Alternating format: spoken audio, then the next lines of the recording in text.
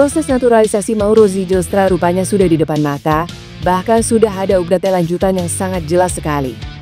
Yaitu, berkas-berkas peralihan kewarganegaraan untuk Zylstra sudah ditandatangani oleh Presiden Prabowo Subianto. Ini tentunya adalah kemajuan yang sangat positif. Belum lagi, proses naturalisasi striker FC Volendam itu memang agak dipercepat lantaran mengingat dekatnya skuad Garuda dengan laga 4 kualifikasi Piala Dunia 2026.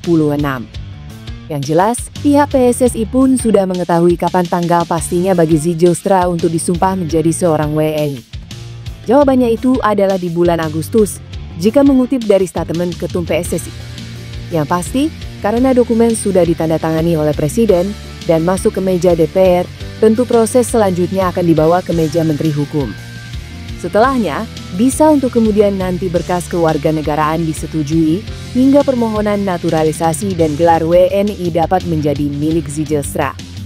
Sehingga pada puncaknya adalah prosesi pengambilan sumpah yang merupakan prosedur paling inti daripada perpindahan kewarganegaraan.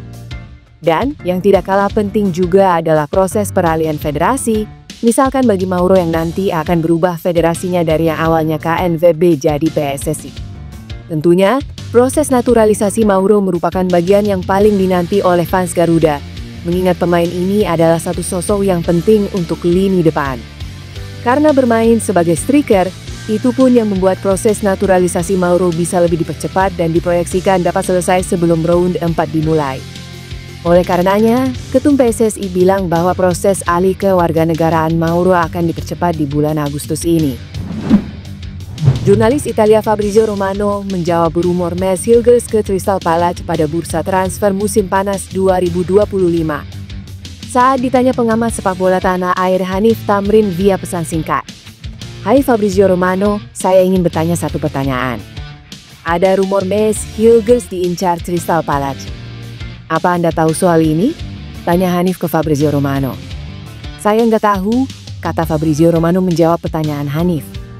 Hanif mengambil kesimpulan, kabar Mesut Ozil ke Crystal Palace hanya fiktif belaka. Kabar Mesut Ozil diincar Crystal Palace pertama kali dimunculkan akun Slimay. Akun ini menyebut Mesut Ozil telah mencapai kesepakatan pribadi dengan Crystal Palace. Direktur teknik FC Twente pun buka suara soal kabar Mesut Ozil gabung Crystal Palace. Jan Streuer secara tegas tidak tahu-menahu soal kabar yang menyebutkan sang pemain diburu Crystal Palace. Saya tidak tahu menahu soal ini, kata Jan Streuer. Jadi kemana Mesut Ozil akan berlabuh pada bursa transfer musim panas 2025? Menarik untuk dinantikan. Sorotan kembali tertuju pada rencana naturalisasi pemain keturunan untuk timnas Indonesia. Kali ini, nama striker klub Serie A, Bologna FC, Titus Dalinga, yang disebut-sebut memiliki darah keturunan Indonesia dari kawasan Tanjung Priok, Jakarta, mencuat sebagai kandidat terkuat. Langkah PSSI mengincar Dalinga bukan tanpa alasan. Pasalnya, striker naturalisasi sebelumnya, Ole Romeng, mengalami cedera serius saat membela Oxford United dalam laga pramusim melawan Arema FC di ajang Piala Presiden 2025. Akibatnya, striker andalan timnas Garuda itu harus absen panjang, termasuk tidak bisa bermain di babak lanjutan kualifikasi Piala Dunia 2026 zona Asia.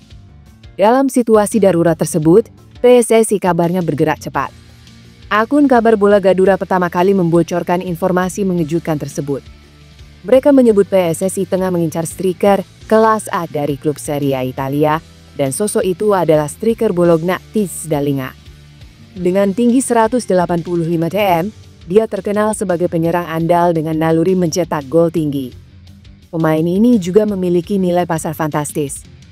Transfermarkt mencatat harga pasarnya mencapai 208,58 miliar.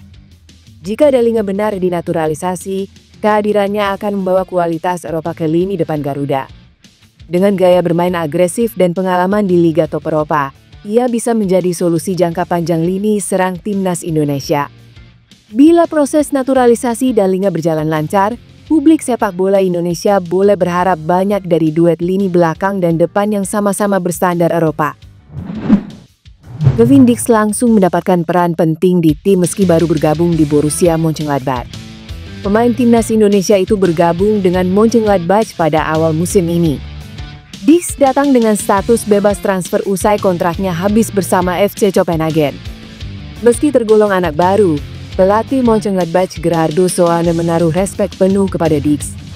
Pemain belakang serba bisa itu dinilai sang juru taktik sebagai pemain dengan kepemimpinan yang kuat. Kevin Dix memang tidak menjabat kapten tim karena peran itu akan diemban oleh tim Kleindienst. Namun, Dix bersama Rod Torreira, Nijo Elvedi, dan Philip Sandler dipilih sebagai dewan tim. Dewan tim ini merupakan forum di mana para pemain, pelatih, atau staf pendukung berkumpul untuk mendiskusikan berbagai aspek seperti taktik, strategi, masalah internal, atau bahkan isu di luar lapangan yang memengaruhi performa tim. Keputusan pelatih Mönchengladbach menempatkan Dix dalam dewan tim bukan tanpa dasar. Saat masih memperkuat FC Copenhagen, Dix merupakan salah satu kapten tim dan dipercaya jadi algojo tendangan penalti meski berperan sebagai bek tengah. Upaya PSSI memburu talenta keturunan untuk memperkuat timnas Indonesia kembali menjadi sorotan. Kali ini, giliran Miliano Jonathans, winger muda berbakat milik FC Utrecht, yang dikabarkan masuk dalam daftar prioritas naturalisasi jelang ronde keempat kualifikasi Piala Dunia 2026. Rumor tersebut pertama kali diungkap oleh media sepak bola Belanda, Voetbal Premier, yang menyebut bahwa PSSI sedang menjalin komunikasi intensif dengan keluarga dan agen Jonathans. Pemain berusia 21 tahun ini disebut-sebut sebagai target serius PSSI guna memperkuat lini serang Garuda yang tengah pincang usai cederanya oleh Romain, striker utama timnas Indonesia. Miliano Jonathans bukan nama asing di sepak bola Belanda. Ia menimba ilmu di Akademi Vitesse dan sempat mencuri perhatian saat bermain di kasta kedua, Keukenkampioen-Divisie, sebelum hijrah ke FC Utrecht pada Januari 2024. Nilai pasarnya saat ini mencapai 15,64 miliar menurut Transfermarkt, menjadikannya sebagai salah satu winger muda potensial dengan harga tinggi yang bisa dinaturalisasi oleh Indonesia. Jonathans diketahui memiliki darah Indonesia dari sang nenek yang berasal dari Depok, Jawa Barat. Secara regulasi, Jonathans memenuhi syarat FIFA untuk berpindah asosiasi karena belum pernah bermain dalam laga kompetitif bersama timnas Belanda di level senior. Proses administrasi pun diyakini bisa berjalan mulus jika kesepakatan tercapai. Jika proses ini rampung sebelum September 2025, Jonathans diprediksi akan langsung dipanggil untuk FIFA Matchday menghadapi Lebanon dan Kuwait. Ia bahkan berpotensi membentuk duet baru bersama Romain Andes, striker Oxford United itu pulih tepat waktu. Jika naturalisasi Jonathans berhasil, ia tak hanya akan menambah kedalaman skuad Garuda, tapi juga menjadi simbol kesinambungan antara filosofi sepak bola Belanda dengan visi PSSI membangun tim masa depan. Pascal Struijk yang baru saja mengantarkan Leeds United promosi ke Premier League 2025-2026 ramai dibahas dalam beberapa hari terakhir.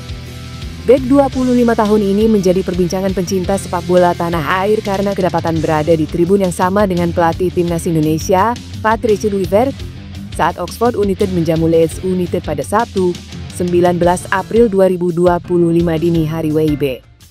Pencinta sepak bola Indonesia langsung mengaitkan kejadian di atas dengan kemungkinan Pascal Struijk segera menjalani proses naturalisasi menjadi WNI. Sejatinya tanda-tanda Pascal Struijk segera membela timnas Indonesia sudah dibocorkan media Belanda, Voetbal Premier. Petinggi Voetbal Premier, Daniel van Laar, membocorkan Pascal Struijk sudah diizinkan membela timnas Indonesia. Meski begitu, tak diketahui secara pasti siapa yang memberi izin di sini, entah orang tua atau keluarga besarnya. Jika benar menjalani proses naturalisasi WNI, Pascal Struijk merupakan kepingan puzzle terakhir di lini pertahanan timnas Indonesia. Dalam pola 3-4-3 racikan Patrice Kluivert, Pascal Struijk dapat mengisi posisi bek tengah sebelah kiri. Pemain Ajax Amsterdam U21 ini dapat membentuk trio tangguh di jantung pertahanan skuad Garuda bersama Mads Hilgers dan Kapten Jay Zes. Dalam sebuah wawancara pada 2020, Pascal Struijk mengaku memiliki darah Indonesia dari sang kakek dan nenek. Kakek Pascal Struijk bernama Peter Wedemuller yang lahir di Surabaya, Jawa Timur. Menarik menanti pergerakan PSSI ke depan. Apakah pemegang 85 caps Premier League bersama Leeds United ini diperkenalkan sebagai calon pemain timnas Indonesia selanjutnya pada Juni 2025?